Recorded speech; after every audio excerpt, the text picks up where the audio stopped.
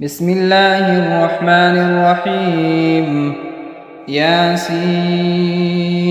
والقرآن الحكيم إنك لمن المرسلين على صراط مستقيم تنزيل العزيز الرحيم لتنذر قوما ما أنذر آباؤهم فهم غافلون لقد حق القول على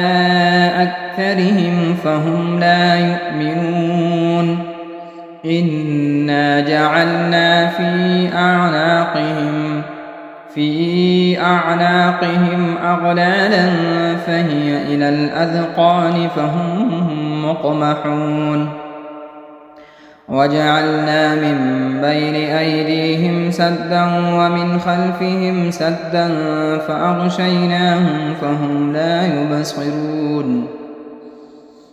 وسواء عليهم أأنذرتهم أم لم تنذرهم لا يؤمنون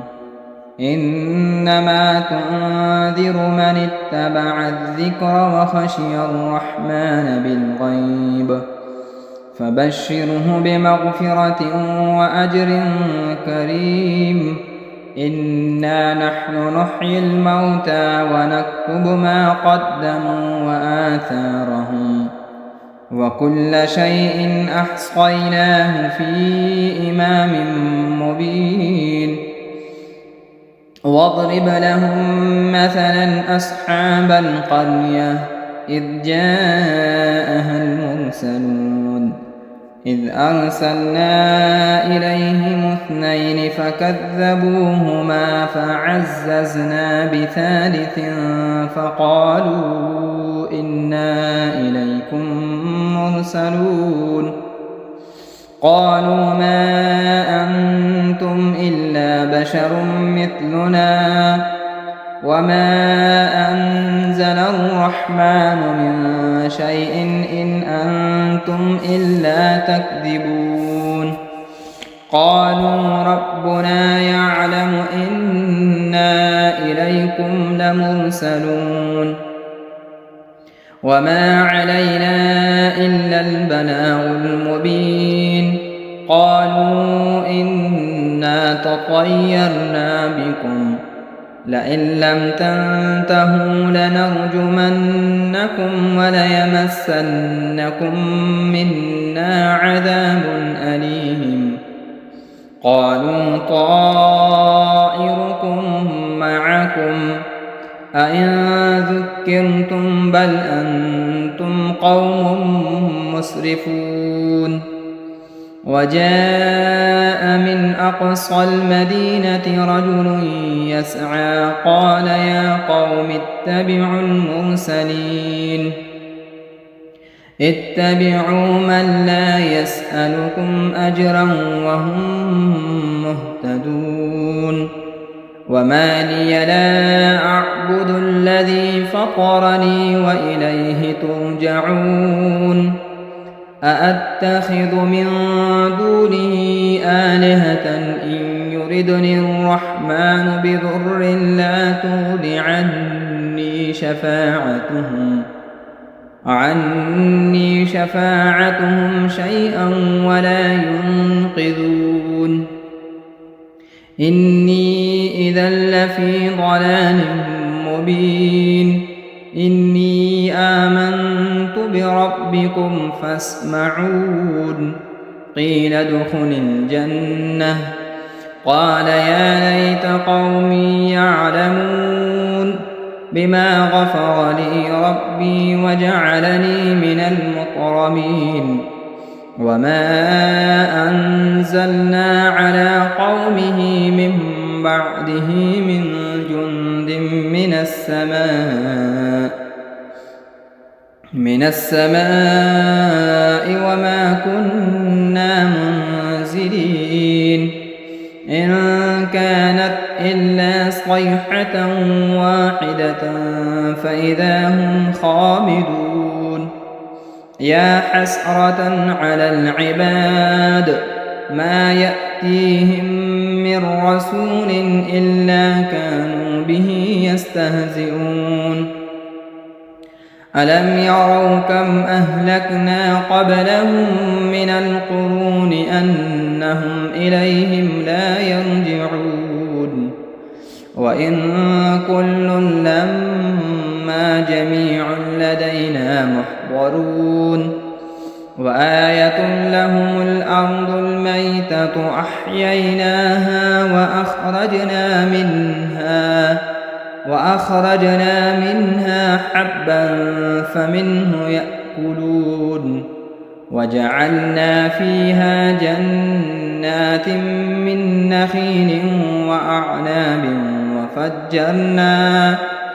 وفجرنا فيها من العيون ليأكلوا من ثمره وما عملته أيديهم أفلا يشكرون سبحان الذي خلق الأزواج كلها مما تنبت الأرض ومن أنفسهم ومما لا يعلمون وآية لهم الليل نسلخ منه النهار فإذا هم مظلمون والشمس تجري لمستقر لها ذلك تقدير العزيز العليم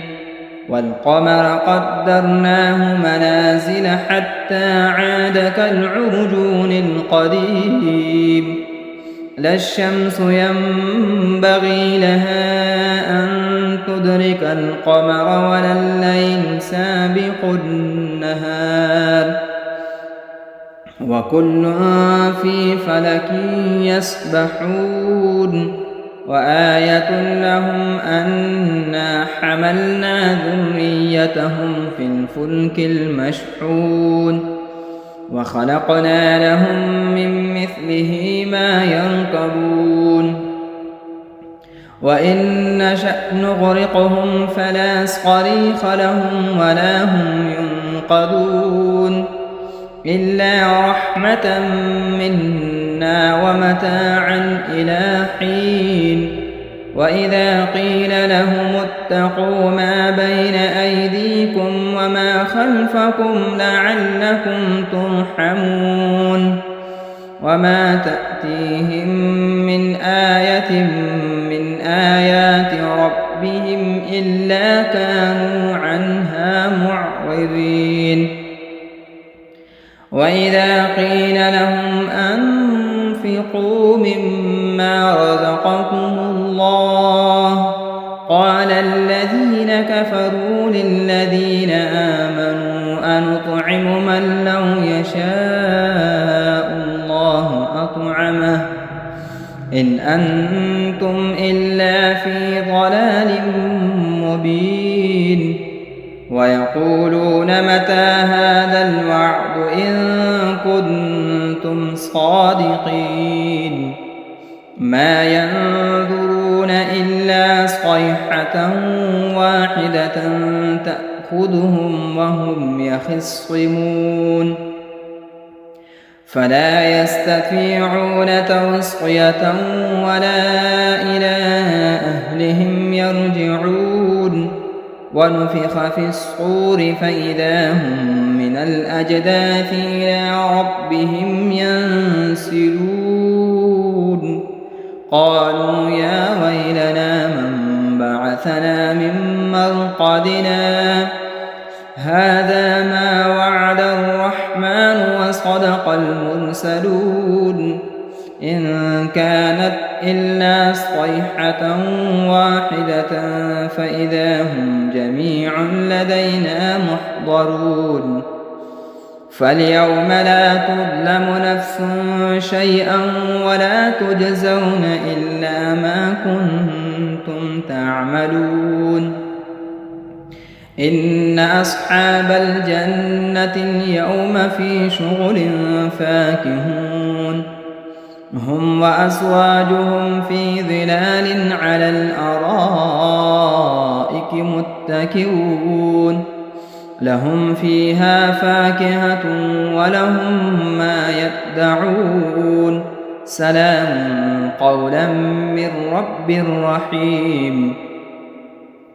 وامتازوا اليوم أيها المجرمون ألم أعهد إليكم يا بني آدم ألا تعبدوا الشيطان إنه لكم عدو مبين وأن اعبدوني هذا صراط مستقيم ولقد أضل منكم جبلا كثيرا أفلم تكونوا تعقلون هذه جهنم التي كنتم توعدون اصلوها اليوم بما كنتم تكفرون اليوم نختم على أفواههم وتكلمنا أيديهم وتشهد أرجلهم بما كانوا يكسبون ولو نشاء لطمسنا على أعينهم فاستبقوا الصراط فأنى يبصرون ولو نشاء لمسخناهم على مكانتهم فما استطاعوا مضيا ولا يرجعون ومن نعمره ننكسه في الخلق أفلا يعقلون وما علمناه الشعر وما ينبغي له إن هو إلا ذكر وقرآن مبين لينذر من كان حيا ويحق القول على الكافرين أولم يروا أنا خلقنا لهم مما عملت أيدينا أنعاما فهم لها مالكون وذللناها لهم فمنها ركوبهم ومنها يأكلون ولهم فيها منافع ومشارب أفلا يشكرون واتخذوا من دون الله آلهة لعلهم ينصرون لا يستطيعون نصرهم وهم لهم جند محضرون فلا يحزنك قولهم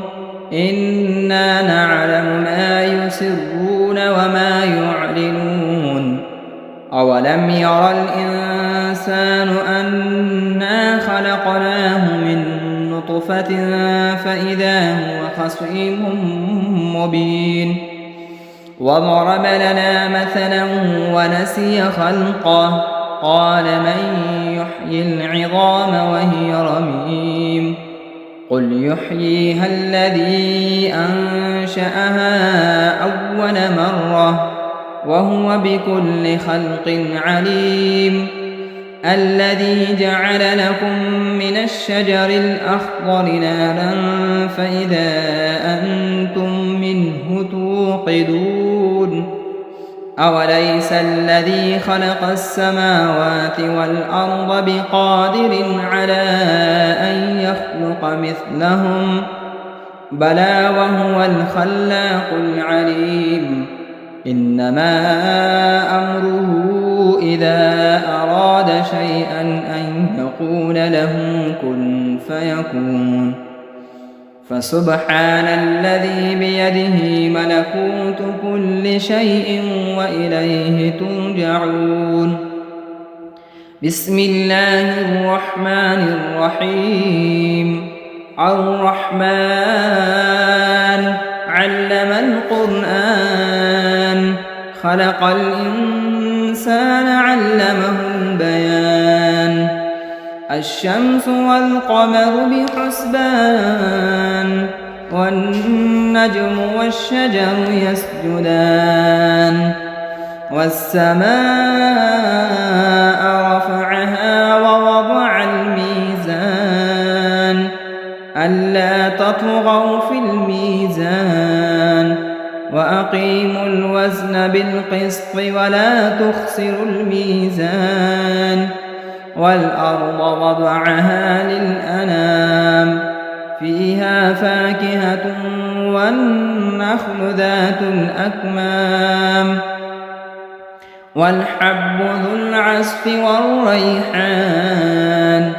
فبأي آلاء ربكما تكذبان خلق الإنسان من صلصال كالفخار وخلق الجان من مارج من نار فبأي آلاء ربكما تكذبان رب المشرقين ورب المغربين فبأي آلاء ربكما تكذبان مرج البحرين يلتقيان بينهما برزخ لا يبغيان فبأي آلاء ربكما تكذبان يخرج منهما اللؤلؤ والمرجان فبأي آلاء ربكما تكذبان وله الجوار المنشآت في البحر كالأعلام فبأي آلاء ربكما تكذبان كل من عليها فان ويبقى وجه ربك ذو الجلال والإكرام فبأي آلاء ربكما تكذبان يسأله من في السماوات والأرض كل يوم هو في شأن فبأي آلاء ربكما تكذبان سنفرغ لكم أيها الثقلان فبأي آلاء ربكما تكذبان يا معشر الجن والإنس إن استطعتم أن تنفذوا من أقطار السماوات والأرض فانفذوا لا تنفذون إلا بسلطان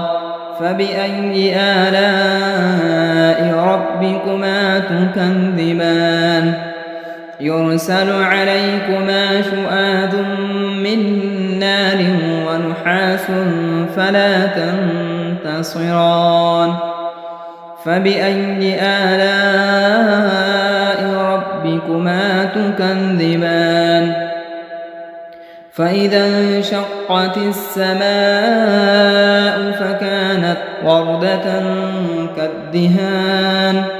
فبأي آلاء ربكما تكذبان فيومئذ لا يسأل عن ذنبه إنس ولا جان فبأي آلاء ربكما تكذبان يعرف المجرمون بسيماهم فيؤخذ بالنواصي والأقدام فبأي آلاء ربكما تكذبان هذه جهنم التي يكذب بها المجرمون يطوفون بينها وبين حميم آن فبأي آلاء ربكما تكذبان ولمن خاف مقام ربه جنتان فبأي آلاء ربكما تكذبان ذواتا أفنان فبأي آلاء ربكما تكذبان فيهما عينان تجريان فبأي آلاء ربكما تكذبان فيهما من كل فاكهة زوجان فبأي آلاء ربكما تكذبان متكئين على فرش بطائنها من استبرق وجنى الجنتين دان فبأي آلاء ربكما تكذبان فيهن قاصرات الطرف لم يطمثهن إنس قبلهم ولا جان فبأي آلاء ربكما تكذبان كأنهن الياقوت والمرجان فبأي آلاء ربكما تكذبان هل جزاء الإحسان إلا الإحسان فبأي آلاء ربكما تكذبان ومن دونهما جنتان فبأي آلاء ربكما تكذبان مدهامتان فبأي آلاء ربكما تكذبان فيهما عينان نضاختان فبأي آلاء ربكما تكذبان فيهما فاكهة ونخل ورمان فبأي آلاء ربكما تكذبان فيهن خيرات حسان فبأي آلاء ربكما تكذبان حور مقصورات في الخيام فبأي آلاء ربكما تكذبان لم يطمثهن إنس قبلهم ولا جان فبأي آلاء ربكما تكذبان متكئين على رفرف خضر وعبقري حسان فبأي آلاء ربكما تكذبان تبارك اسم ربك ذي الجلال والإكرام بسم الله الرحمن الرحيم إذا وقعت الواقعة ليس لوقعتها كاذبة خافضة رافعة إذا رجت الأرض رجا وبست الجبال بسا فكانت هباء منبثا وكنتم أزواجا ثلاثا فأصحاب الميمنة ما أصحاب الميمنة وأصحاب المشأمة ما أصحاب المشأمة والسابقون السابقون أولئك المقربون في جنات النعيم ثلة من الأولين وقليل من الآخرين على سرر موضونة متكئين عليها متقابلين يطوف عليهم ولدان مخلدون بأكواب وأباريق وكأس من معين لا يصدعون عنها ولا ينزفون وفاكهة مما يتخيرون ولحم طير مما يشتهون وحور عين كأمثال اللؤلؤ المكنون جزاء بما كانوا يعملون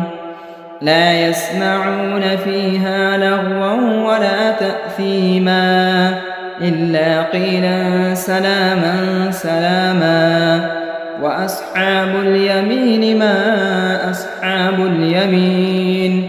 في سدر مخضود وطلح منضود وظل ممدود وماء مسكوب وفاكهة كثيرة لا مقطوعة ولا ممنوعة وفرش مرفوعة إنا أنشأناهن إنشاء فجعلناهن أبكارا عربا أترابا لأصحاب اليمين ثلة من الأولين وثلة من الآخرين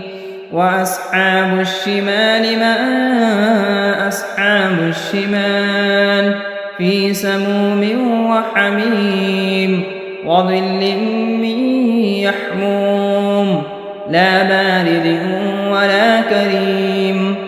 إنهم كانوا قبل ذلك مترفين وكانوا يصرون على الحنث العظيم وكانوا يقولون أئذا متنا وكنا ترابا وعظاما أئنا لمبعوثون أو آباؤنا الأولون قل إن الأولين والآخرين لمجموعون إلى ميقات يوم معلوم ثم إنكم أيها الضالون المكذبون لآكلون من شجر من زقوم فمالئون منها البطون فشاربون عليه من الحميم فشاربون شرب الهيم هذا نزلهم يوم الدين نحن خلقناكم فلولا تصدقون أفرأيتم ما تمنون أأنتم تخلقونه أم نحن الخالقون نحن قدرنا بينكم الموت وما نحن بمسبوقين على أن نبدل أمثالكم وننشئكم فيما لا تعلمون ولقد علمتم النشأة الأولى فلولا تذكرون أفرأيتم ما تحرثون أأنتم تزرعونه أم نحن الزارعون لو نشاء لجعلناه حطاما فظلتم تفكهون إنا لمغرمون بل نحن محرومون أفرأيتم الماء الذي تشربون أأنتم أنزلتموه من المزن أم نحن المنزلون لو نشاء جعلناه أجاجا فلولا تشكرون أفرأيتم النار التي تورون أأنتم أنشأتم شجرتها أم نحن المنشئون نحن جعلناها تذكرة ومتاعا للمقوين فسبح باسم ربك العظيم فلا أقسم بمواقع النجوم وإنه لقسم لو تعلمون عظيم إنه لقرآن كريم في كتاب مكنون لا يمسه إلا المطهرون تنزيل من رب العالمين أفبهذا الحديث أنتم مدهنون وتجعلون رزقكم أنكم تكذبون فلولا إذا بلغت الحلقوم وأنتم حينئذ تنظرون ونحن أقرب إليه منكم ولكن لا تبصرون فلولا إن كنتم غير مدينين ارجعونها إن كنتم صادقين فأما إن كان من المقربين فروح وريحان وجنة نعيم وأما إن كان من أصحاب اليمين فسلام لك من أصحاب اليمين وأما إن كان من المكذبين الضالين فنزل من حميم وتصلية جحيم إن هذا لهو حق اليقين فسبح باسم ربك العظيم بسم الله الرحمن الرحيم تبارك الذي بيده الملك وهو على كل شيء قدير الذي خلق الموت والحياة ليبلوكم أيكم أحسن عملا وهو العزيز الغفور الذي خلق 7 سماوات طباقا ما ترى في خلق الرحمن من تفاوت فارجع البصر هل ترى من فتور ثم ارجع البصر كرتين ينقلب إليك البصر خاسئا وهو حسير ولقد زينا السماء الدنيا بمصابيح وجعلناها رجوما للشياطين وأعتدنا لهم عذاب السعير وللذين كفروا بربهم عذاب جهنم وبئس المصير إذا ألقوا فيها سمعوا لها شهيقا وهي تفور تكاد تميز من الغيظ كلما ألقي فيها فوج سألهم خزنتها ألم يأتكم نذير قالوا بلى قد جاءنا نذير فكذبنا وقلنا ما نزل الله من شيء إن أنتم إلا في ضلال كبير وقالوا لو كنا نسمع أو نعقل ما كنا في أصحاب السعير فاعترفوا بذنبهم فسحقا لأصحاب السعير إن الذين يخشون ربهم بالغيب لهم مغفرة وأجر كبير وأسروا قولكم أو اجهروا به إنه عليم بذات الصدور ألا يعلم من خلق وهو اللطيف الخبير هو الذي جعل لكم الأرض ذلولا فامشوا في مناكبها وكلوا من رزقه وإليه النشور أأمنتم من في السماء أن يخسف بكم الأرض فإذا هي تمور أم أمنتم من في السماء أن يرسل عليكم حاصبا فستعلمون كيف نذير ولقد كذب الذين من قبلهم فكيف كان نكير أولم يروا إلى الطير فوقهم صافات ويقبض ما يمسكهن إلا الرحمن إنه بكل شيء بصير أمن هذا الذي هو جند لكم ينصركم من دون الرحمن إن الكافرون إلا في غرور أمن هذا الذي يرزقكم إن أمسك رزقه بل لجوا في عتو ونفور أفمن يمشي مكبا على وجهه أهدى أمن يمشي سويا على صراط مستقيم قل هو الذي أنشأكم وجعل لكم السمع والأبصار والأفئدة قليلا ما تشكرون قل هو الذي ذرأكم في الأرض وإليه تحشرون ويقولون متى هذا الوعد إن كنتم صادقين قل إنما العلم عند الله وإنما أنا نذير مبين فلما رأوه زلفة سيئت وجوه الذين كفروا وقيل هذا الذي كنتم به تدعون قل أرأيتم إن أهلكني الله ومن معي أو رحمنا فمن يجير الكافرين من عذاب أليم قل هو الرحمن آمنا به وعليه توكلنا فستعلمون من هو في ضلال مبين قل أرأيتم إن أصبح ماؤكم غورا